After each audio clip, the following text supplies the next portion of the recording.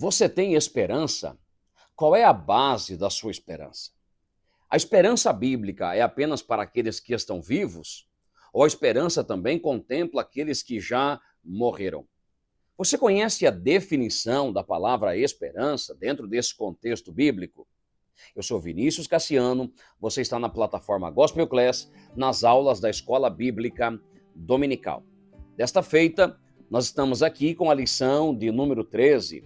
Trata-se do encerramento deste trimestre tão abençoado e abençoador, onde tivemos o privilégio de contemplar o Senhor, usando, como diria, os óculos do apóstolo João, podendo enxergar Jesus como ele enxergava.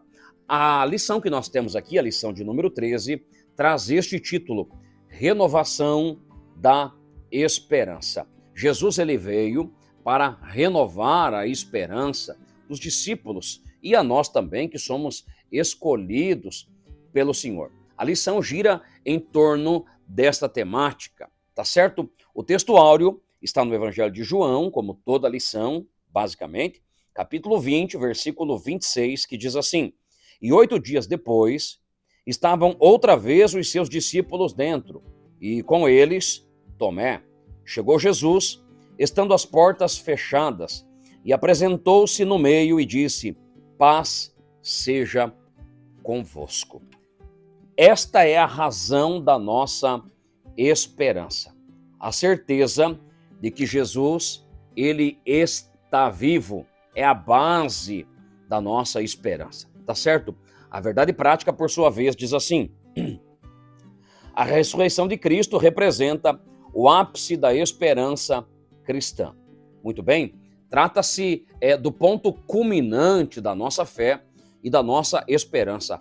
A ressurreição de Cristo é o ponto máximo da esperança do crente, do cristão, do seguidor de Jesus. A esperança precisa ser renovada, sim. Às vezes nós acabamos perdendo a nossa esperança, né? Acabamos sendo encontrados sem esperança. E a lição fala sobre essa renovação da esperança, e a lição gira em torno desta palavra esperança, tá bom? A leitura bíblica em classe, João capítulo 20, mas como temos feito desde o início, não faremos esta leitura aqui, pois certamente ela será feita aí em sala de aula, tá certo? A nossa introdução começa a nos apresentar aqui exatamente o que nós falamos dentro aqui da verdade prática, que a ressurreição de Cristo, ela simboliza o ponto culminante, o ponto mais alto da nossa esperança. Há uma esperança bíblica, há uma esperança que permeia o pensamento e o sentimento dos cristãos, e essa esperança gira em torno do fato de que Jesus, ele ressuscitou, tá certo? Quando nós seguimos a Cristo, então nós temos fé em Cristo e alegria em Cristo. Alegria nas promessas, e essa esperança também é uma promessa feita a cada um de nós. A lição também, por sua vez, nos leva ela nos convida para que a nossa esperança venha a ser renovada. A esperança pode se acabar, sabia? É natural que nós percamos a esperança. Aí você pode dizer: que isso, professor? Mas eu tenho uma fé viva, eu não perco a minha esperança por nada. Lembra do apóstolo Paulo? Sim, Paulo, que escreve praticamente a metade do Novo Testamento, Paulo também perdeu a sua esperança.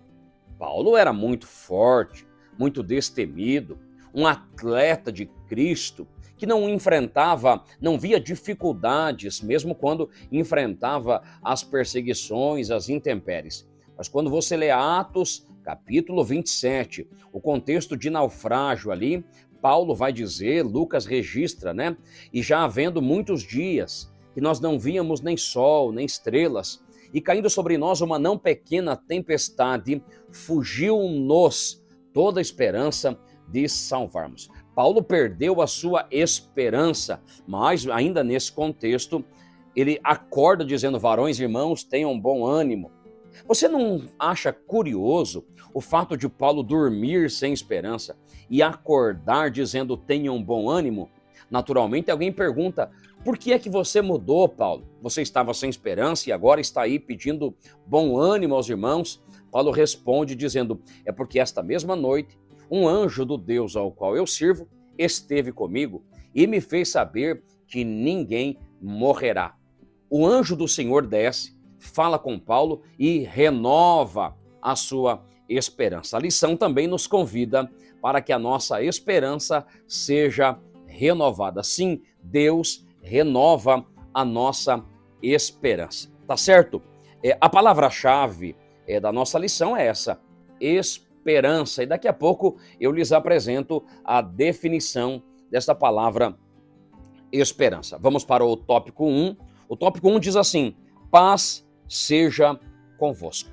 Jesus se apresenta aos discípulos, Jesus se apresenta na casa onde eles estavam reunidos com essa saudação de mãos furadas, de mãos estendidas, dizendo, paz seja convosco. Lembrando que Jesus acabara de morrer, Jesus ressuscita, e por conta da perseguição e por tudo que aconteceu com Jesus, os discípulos estão escondidos, os discípulos estão com medo de serem mortos também. Agora, Jesus se apresenta a eles que estão ali nesta casa com portas e janelas trancadas e Jesus diz, paz seja convosco.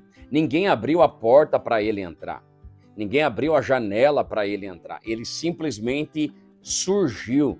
Ele simplesmente apareceu entre eles para lhes comunicar esta palavra, dizendo, paz seja convosco. Jesus estava dizendo muito mais do que isso. Ele estava dizendo, eu estou vivo. Jesus se apresenta. E esse se apresentar de Jesus é tão maravilhoso, porque ele apresenta-se aos discípulos de forma ressuscitada. Eles conheciam Jesus, eles sabiam quem era Jesus, mas agora Jesus se apresenta a eles com o seu corpo glorificado. As paredes não podem pará-lo, a porta fechada não pode pará-lo. Ele se apresenta comunicando paz. Você já pensou quanto é maravilhoso ter esta paz? A paz que Jesus nos dá não é a paz que o mundo nos dá. Até porque a paz no mundo é ausência de problema, ausência de guerra. A paz que nós temos em Cristo é a paz em meio à guerra. O mundo está em guerra, mas o cristão está tranquilo, confiando. Assim como Pedro estava preso, pronto para morrer, estava guardado há uma semana na prisão, Herodes já havia mandado matar a Tiago, e Pedro era o próximo, e Pedro está ali dormindo tranquilamente, porque ele tinha a paz de Cristo, tá certo? Aqui dentro desse contexto aqui da nossa lição, nesta apresentação de Jesus, quando ele diz, paz seja convosco, Jesus apresenta-se primeiramente a Maria. Você sabia que a primeira pessoa a apresentar o Cristo ressuscitado é Maria Madalena? Sim, o testemunho de uma mulher. Mas a mulher não tinha credibilidade naquela época. Ninguém acreditava no testemunho de uma mulher, muito menos com a história de Maria Madalena. Mas Jesus não quis se revelar aos homens, o que seria muito natural. Jesus se revela a Maria Madalena, fazendo com que ela seja a primeira pregadora, sim, Maria Madalena, a primeira pregadora a anunciar, ele está vivo, ele está vivo. Foi a notícia que Maria trouxe para apresentar aos discípulos. O grande problema acontece ali, porque quando Maria se apresenta aos discípulos e diz, ele está vivo, eu o vi, ninguém acredita nela. Eles ainda estavam tomados por aquele medo, temendo pela sua própria vida, pois sabiam de todo o sofrimento que Jesus havia enfrentado. E agora o testemunho de Maria, ao anunciar ele está vivo, faz com que ninguém dentro daquela casa acreditem. Ninguém acredita no testemunho de Maria Madalena. Pensavam talvez que ela estaria tendo algum tipo de alucinação, mas ainda assim, Pedro e João, eles correm até o sepulcro e eles vão procurar saber se aquilo verdadeiramente era assim mesmo. Você vai recordar aqui dentro da nossa lição que todos os discípulos fugiram, se esconderam, ficaram dois, ficaram Pedro e ficaram João, ficaram meio que por ali, mas à distância, não queriam se aproximar muito, temendo também pelas suas próprias vidas, medo de apanharem também. Deixa eu lhe perguntar aqui uma coisa dentro dessa minha fala. Você é daqueles que tem coragem de enfrentar as dificuldades por amor a Jesus Cristo?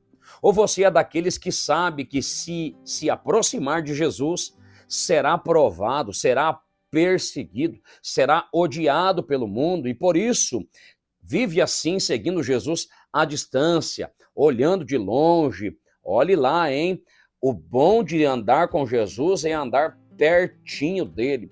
Andar à distância não nos faz ter intimidade com ele. Pedro e João seguiram à distância. Agora, quando Jesus se apresenta ali na casa onde eles estão, já não é mais pelo testemunho de Maria Madalena. Agora Jesus honra aquilo que Maria Madalena disse e ele mesmo se apresenta entre eles e repete a mesma frase: paz seja convosco. Ela prega e Jesus confirma, porque naturalmente funciona assim. Sempre que Jesus se revela a alguém, sempre que Jesus dá palavras a alguém, seja para pregar, seja para profetizar, Jesus honra a sua palavra para que ela não caia por terra. Você lembra do chamado de Jeremias? Depois do Senhor ter anunciado a ele acerca da sua caminhada profética, o Senhor lhe dá uma visão e diz: o que é que você está vendo, Jeremias? Ele diz: eu vejo uma vara de amendoeira. O Senhor diz a ele: vistes bem, porque eu velo pela minha palavra para a cumprir. Agora Jesus honra Maria Madalena e todos precisam dar credibilidade a ela, dizendo: verdadeiramente Maria esteve com o Senhor. Ela foi a primeira a vê-lo e também a anunciar que ele estava vivo. Tá certo? O nosso próximo tópico aqui, o tópico 2, ele diz assim: o registro das aparições de Jesus ressurreto. Nós falamos que a ressurreição de Cristo é o ponto culminante da nossa fé e também da nossa esperança. Na introdução aqui da aula, eu perguntei: onde está a sua esperança? Qual é a base da sua esperança? Nossa esperança está no Cristo que venceu a morte. Como disse Pedro, não era possível que a morte o detivesse ali na sepultura. E a nossa base é bíblica. A Bíblia nos aponta pelo menos 10 momentos que Jesus manifesta-se de forma glorificada, com o corpo glorificado, aos seus discípulos. Lembrando que Jesus aparece por espaço de 40 dias e ele revela-se a quem ele quer. Seguindo aqui o nosso tópico, tá certo? Jesus apresenta-se a Maria Madalena, é a primeira pessoa, tá bom? Depois Jesus apresenta-se a um grupo de mulheres, as mulheres que iam de madrugada levando especiarias ali, juntamente com Maria Madalena também. Elas estão indo para passarem perfume no corpo de Jesus, que estava ali na sepultura, mas quando chegaram, ele não estava mais lá, apenas os anjos que comunicavam dizendo: vocês estão procurando aquele que vive, aqui é lugar de quem está morto, ele não está mais aqui, ele ressuscitou. Depois Jesus apresenta-se a Pedro. Pedro tem uma relação íntima com Jesus, porque ele havia negado o Senhor, né? E por ter negado o Senhor, ele necessitava muito desse encontro para ser redimido. Depois Jesus apresenta-se àqueles 2 discípulos que estão indo de Jerusalém até a sua residência, a aldeia de Emaús. Jesus se apresenta a eles e ensina. Como eu queria estar lá. Porque Jesus ensina tudo o que está escrito sobre ele, desde o Antigo Testamento até aqueles dias onde tudo se cumpriu. Por isso que eles vão dizer ali na hora do partir do pão, como isso não ardia, como que nós não percebemos isso ardia em nosso coração, tá certo? Depois o Senhor se revela aos discípulos na casa onde eles estavam, com a ausência de Tomé.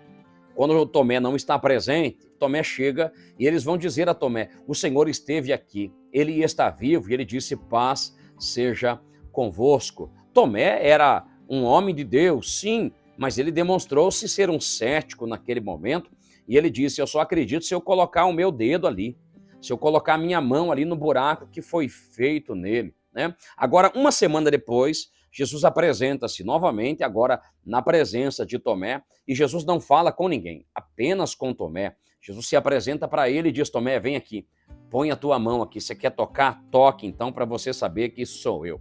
Aqui Tomé cai prostrado, e isso também está na nossa lição como uma declaração notável. João 20, 28, Tomé prostrado, ele diz, Senhor meu e Deus meu. Jesus vai dizer a ele, você viu, por isso você creu, mas bem-aventurados são aqueles que não viram e creem. Você sabia? Você é um bem-aventurado.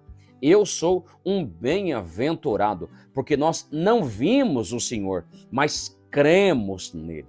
Jesus está nos chamando de bem-aventurados, tá certo? Depois Jesus se apresenta a um grupo de 7 discípulos na praia, quando estes vão pescar, e tem mais uma vez uma pesca frustrada. Tem gente que não aprende, né?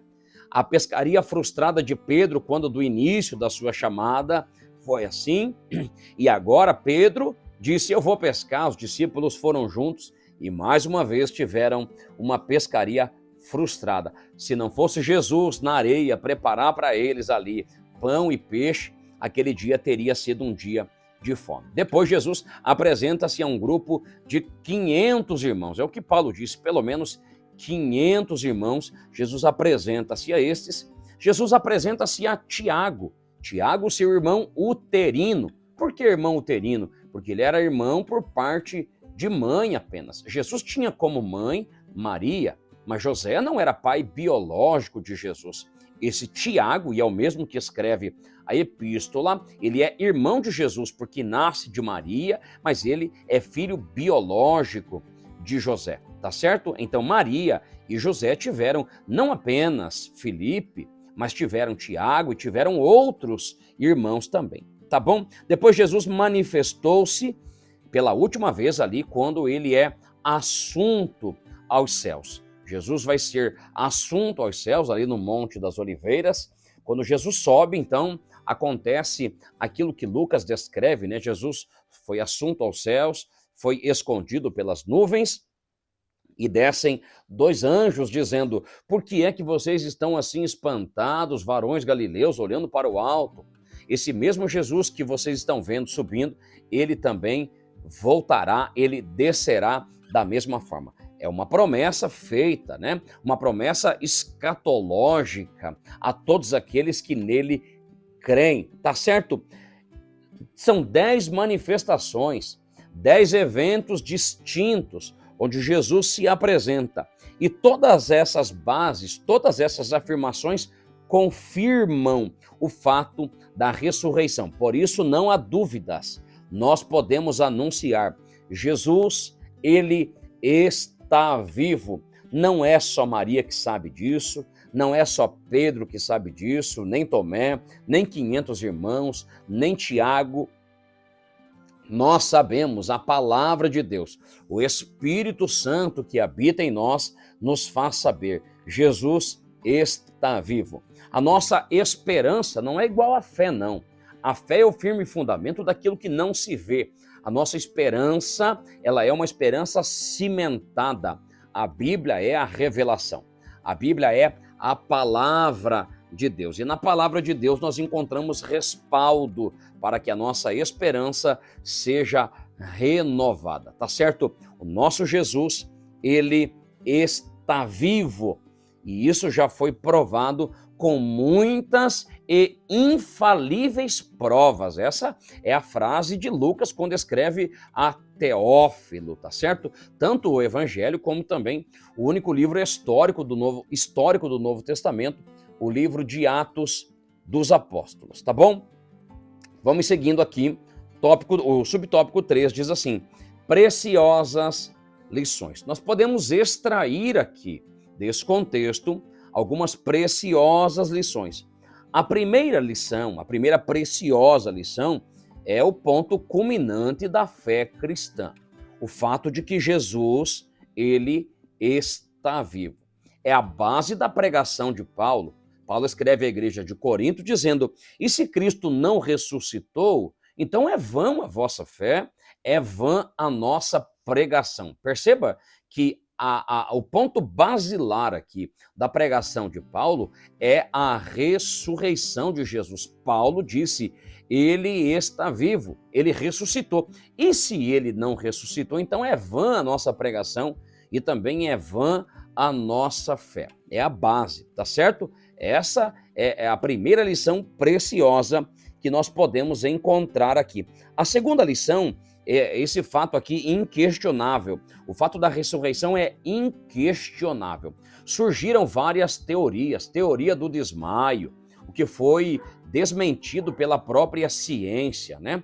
Porque a lança que ultrapassa ao lado de Jesus provoca nele um derrame pericárdio. Jesus perdeu muito sangue ali. Então, a teoria do desmaio, ela cai por terra. A teoria de que o corpo foi roubado pelos discípulos, isso também cai por terra. Afinal de contas, o corpo nunca foi encontrado. Você já pensou? Se alguém encontra o corpo de Jesus, todo o cristianismo desmorona como um efeito dominó. Mas você sabe por que é que ninguém encontra o corpo de Jesus? Porque ele não está mais aqui. Pergunte para o diácono Estevão onde Jesus está. Ele vai dizer: eis que vejo os céus abertos e o Filho de Deus à destra do trono do Todo-Poderoso. Essa é a segunda preciosa lição. O fato inquestionável: Jesus está vivo. A terceira faz menção a essa renovação da esperança.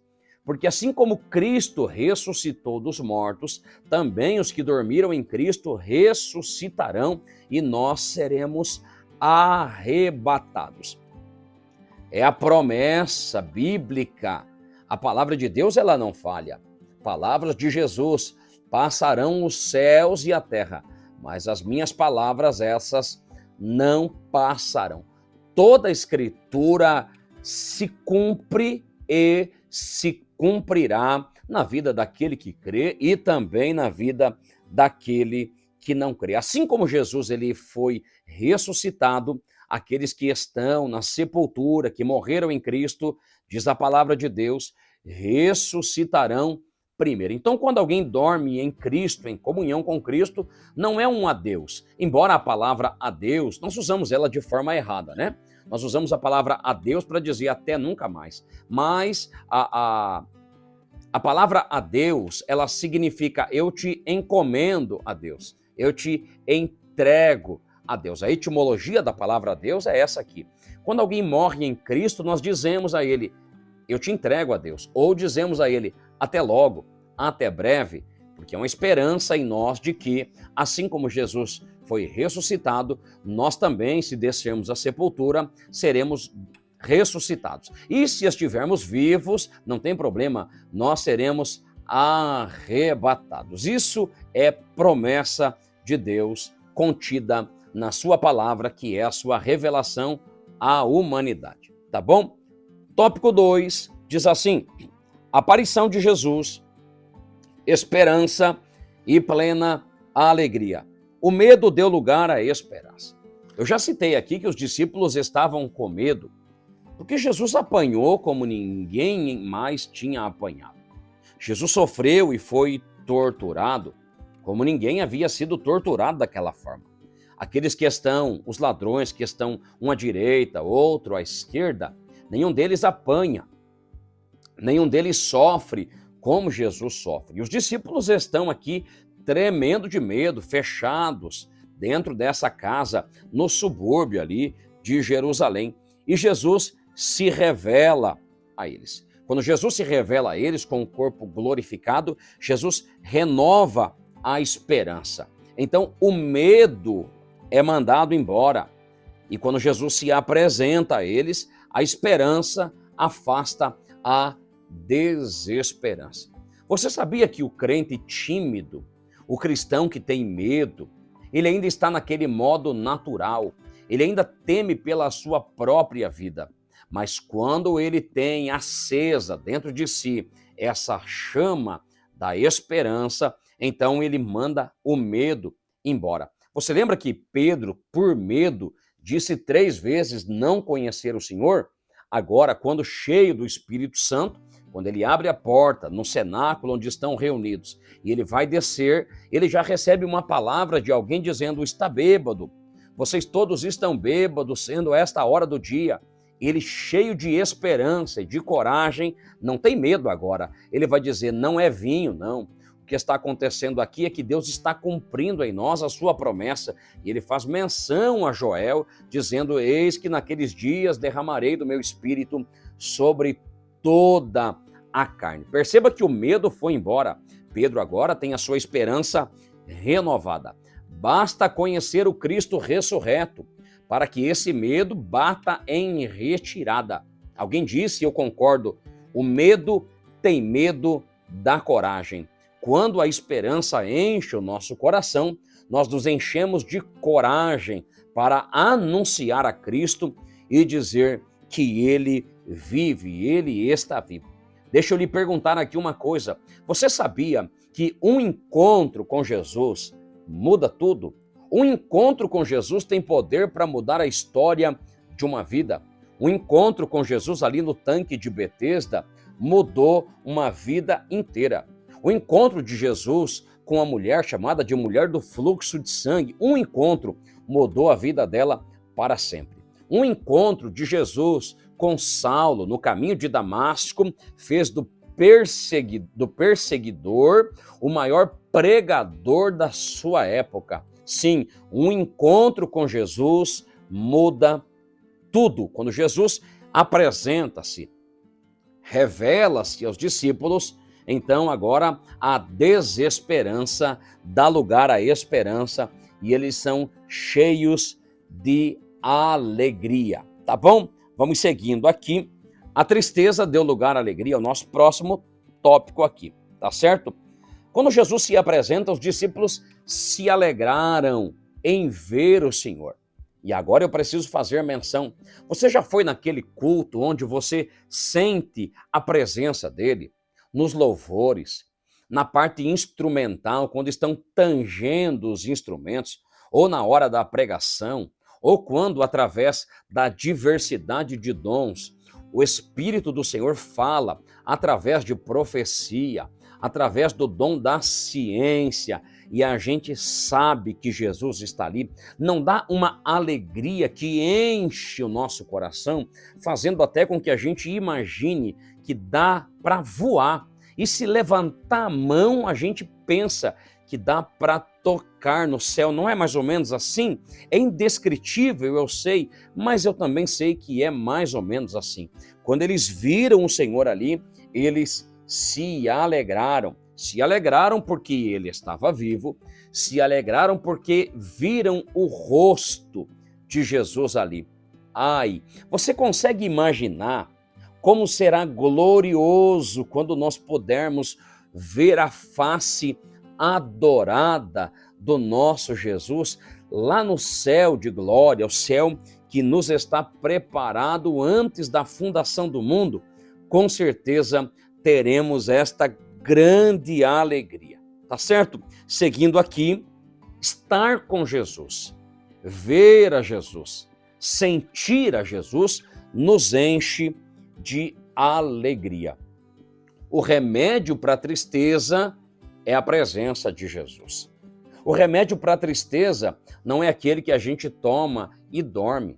O remédio para a tristeza não é aquele tratamento psicológico que a gente faz, embora o tratamento psicológico ajude muitas pessoas. O remédio para a tristeza é Jesus. Jesus nos enche de alegria. E a verdade é que a gente fica até mais bonito, né? A Bíblia diz que o coração alegre aformoseia o rosto, a gente ri fácil, tem brilho nos olhos, a expressão facial é uma expressão de alegria. Tudo isso é porque Jesus está conosco. Durante essa nossa vida, essa nossa peregrinação nesta terra, nós temos momentos de dificuldades. Nós temos momentos de tristeza, momentos de dores, de lágrimas, mas a presença de Jesus, através do Espírito Santo, enche o nosso coração de alegria. A tristeza bate em retirada e a alegria passa a ser companheira em nosso coração. Jesus é o remédio para a tristeza. Você que está triste aí assistindo esse vídeo, talvez preocupado por conta de dívida, problema familiar, enfermidades, escuta isso. Jesus é o remédio para essa tristeza. Jesus soluciona, mandando esta tristeza embora, e na presença dele, a tristeza vai ter que saltar de alegria. Já ouviu essa expressão? Com Jesus é alegria. Professor, mas eu ainda não conheço, eu não sei o que o senhor está falando. Então eu lhe digo aqui, provai e vede que o Senhor é bom, tá certo? Com Jesus é alegria na certa, tá certo? Seguindo aqui, esperança e alegria. São duas virtudes cristãs. A esperança e também a alegria. Duas esperanças, duas virtudes das mais importantes, das mais relevantes. Você vai perceber que Paulo, quando escreve 1 Coríntios, capítulo de número 13, ele dá ênfase ali. Alguém disse que 1 Coríntios 13 é o capítulo do amor, e junto com o amor, Paulo também vai elencar a fé e a esperança. São duas virtudes, junto com o amor, que compõem aqui as mais relevantes contidas na palavra de Deus. Quando Paulo escreve aqui também aos Gálatas, ele fala que a alegria é um fruto do Espírito. Você sabia que quando o Espírito passa a habitar em mim, ele produz frutos? Sim, na verdade é um fruto com vários gomos, nós assim costumamos ensinar, né? E um desses gomos é a alegria. Quer saber de uma coisa? Não tem como o Espírito Santo habitar em mim e eu ser uma pessoa triste, amargurada, deprimida. Quando o Espírito frutifica em mim, a alegria começa a brotar. E ela brota assim, de dentro para fora. Não é por aquilo que a gente possui, por aquilo que a gente conquista, é por aquilo que está dentro de nós. Essa esperança, né, nos enche de alegria e é também um fruto do Espírito. A alegria estava presente aqui nessa manifestação de Jesus aos discípulos, até porque não tem como ficar triste estando na presença de Jesus. Não tem como, não tem como. Portanto, se cremos aqui que Cristo venceu a morte, então é evidente que nós também temos vida com Ele. A palavra que aparece como esperança, e eu preciso fazer menção a ela aqui, quando Paulo escreve a Tito, capítulo 2, versículo 13, Paulo fala sobre a esperança, aguardando a bem-aventurada esperança. A palavra esperança que aparece ali no seu original grego é elpida. O que significa elpida? É antecipação da alegria. crente que tem esperança, ele consegue antecipar a sua alegria. Ele pode não estar bem agora, ele pode estar chorando agora, mas ele tem Élpida no seu coração e ele sabe que amanhã ou depois o sol brilhará, o Senhor vai abrir portas, o Senhor vai operar e o Senhor cumprirá tudo aquilo que prometeu.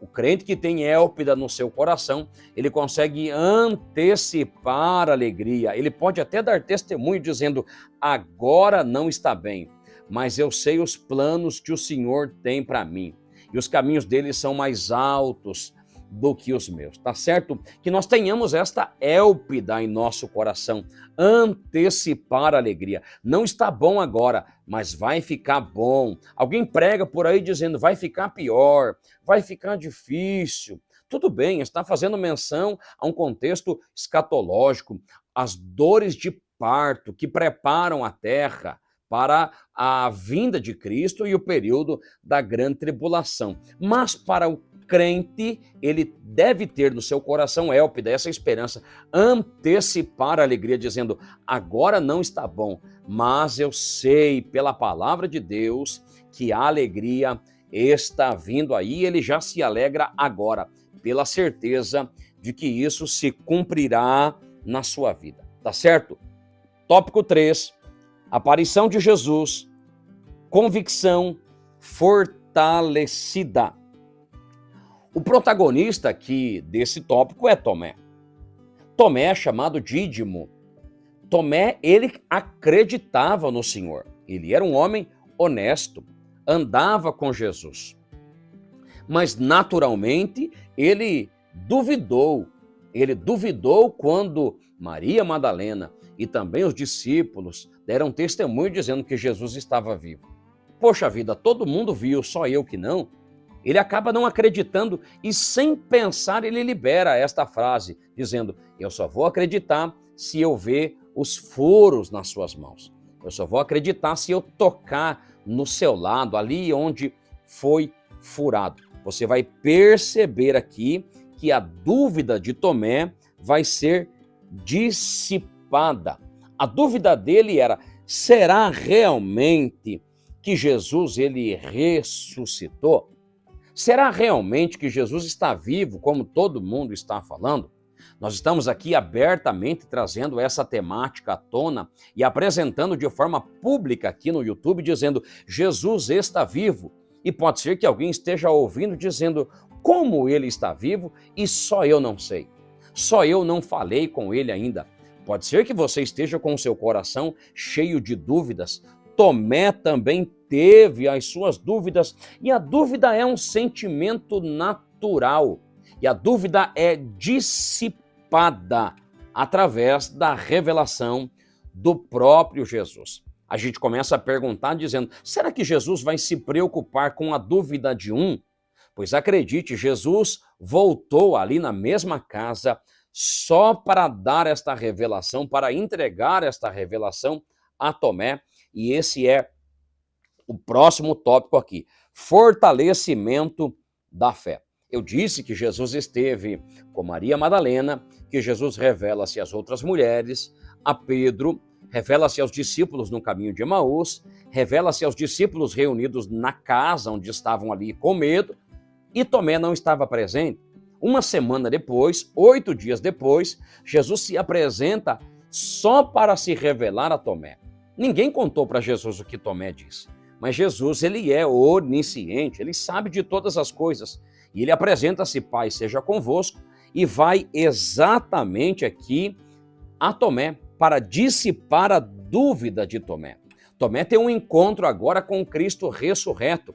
Eu imagino Jesus chegando pertinho e dizendo, Tomé, põe a mão aqui. Você queria conferir? Confira aqui. Tomé cai prostrado e faz esta declaração, Senhor meu e Deus meu. Jesus é o teu Senhor? Se a tua resposta for sim, então você é servo. Porque nesse contexto só cabe 2 títulos, Senhor e servo. Um que manda e o outro que obedece. Tomé disse, Senhor meu e Deus meu. Se ele é o meu Deus, então eu preciso adorá-lo, cultuá-lo. Ele é o meu Deus, ele é o nosso Senhor e também o nosso Salvador. Tomé cai prostrado, Senhor meu e Deus meu. Que confissão de Tomé agora diante do Cristo ressuscitado. Agora não há dúvida nenhuma. E Tomé pode sair pregando igual os demais, dizendo: ele está vivo, ele é Senhor meu e ele é Deus meu. Tá certo? Subtópico 3, fortalecimento da esperança. O Cristo ressuscitado, ele expande a nossa esperança em relação ao futuro. Nós estamos aqui como peregrinos, como forasteiros, né? Ou como traz a tradução da Bíblia, a Bíblia judaica, somos residentes temporários. A pregação de Paulo nas suas cartas, a base da doutrina que Paulo prega é a doutrina da ressurreição, onde nós também teremos um corpo glorificado. Paulo prega dizendo: assim como Jesus ressuscitou e teve um corpo glorificado, nós também teremos um corpo glorificado. É uma doutrina essencial e é de bom alvitre mencionar que Paulo é o doutrinador da igreja. É Paulo que ensina a igreja. Afinal de contas, Paulo era doutor da lei, formado ali em Jerusalém, aos pés de Gamaliel, o que a tradição diz que era filho de Hilel, uma das escolas teológicas mais conceituadas de Jerusalém. Você já ouviu aquela expressão: Deus não escolhe capacitado, Deus capacita o escolhido? Você já ouviu essa expressão? Essa expressão não é 100% correta, não, porque Deus também chama capacitado. Paulo, por exemplo, era capacitado, era mestre na palavra. Lucas era médico, estudou e ele foi chamado também. Mateus era publicano, concursado, se fosse nos dias atuais, estudado, trabalhava para o governo, um funcionário público. Ele era capacitado e Jesus o chamou também, assim como muitos outros. Então Jesus não chama apenas os iletrados, Jesus também chama os que têm saber, os que têm conhecimento. Todavia, para estes ou estes, a glória é de Deus. A glória é de Deus. A glória é de Deus quando ele usa o iletrado e a glória é de Deus quando ele usa o doutor, o conhecedor, o mestre, porque a glória dele, ele não divide com ninguém. Se você procura a glória de Deus, então você está equivocado nesta caminhada cristã. A glória é dele e ele não dá a glória dele para ninguém. Nós podemos ficar alegres quando somos usados na pregação, no ensino, no louvor, na profecia. É um direito que temos de estar alegres pelo fato de sermos instrumentos na mão do Senhor. Mas nunca teremos a glória. A glória é exclusividade divina. Tá certo? Nós estamos aqui no encerramento desta palavra.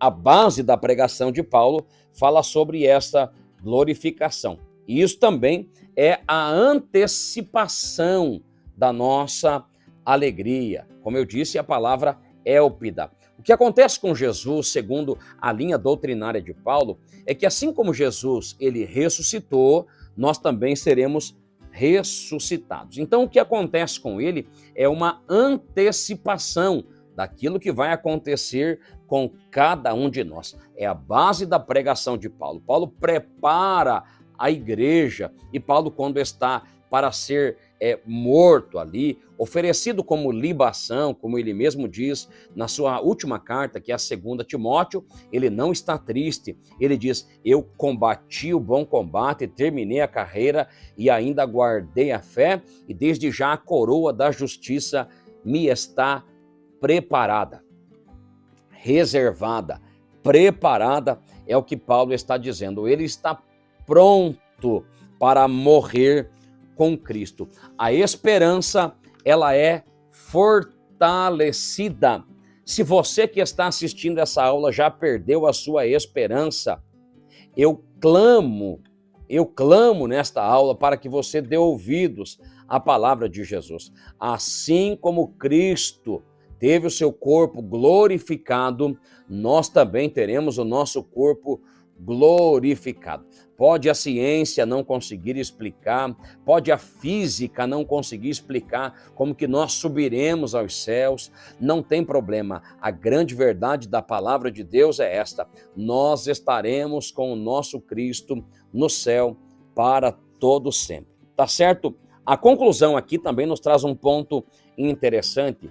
A fonte de toda a salvação e vida espiritual é a ressurreição de Jesus. E é por isso que João escreve este evangelho. Por que é que João escreve este evangelho?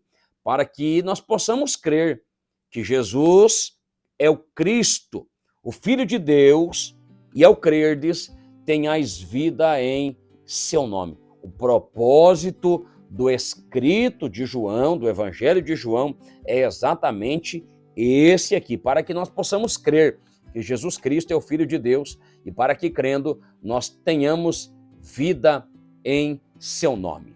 Você está na plataforma Gospel Class, nas aulas da Escola Bíblica Dominical. Se você ainda não é inscrito, se inscreva aqui no nosso canal, ative o sininho das notificações, comente aí, deixe o seu comentário, diga onde esta palavra, esta aula está chegando, compartilhe com seus alunos, tá certo? Que Deus em Cristo Jesus vos abençoe. Amém.